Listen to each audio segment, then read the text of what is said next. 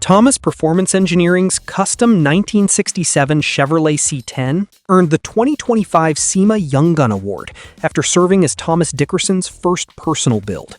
The project followed his earlier top 10 finish in the SEMA Battle of the Builders competition in 2021.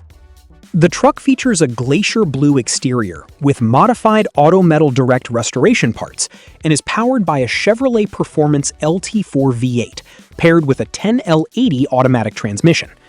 The engine bay includes bronze-coated components and in-house fabricated panels. Inside, the C10 features tan leather upholstery, 3D printed details, an upgraded audio system, and a new air conditioning setup. It also rides on an Art Morrison Enterprises chassis, includes a raised wood-finished bed floor with an electronic access door, and sits on Forgeline forged wheels with six-piston brakes.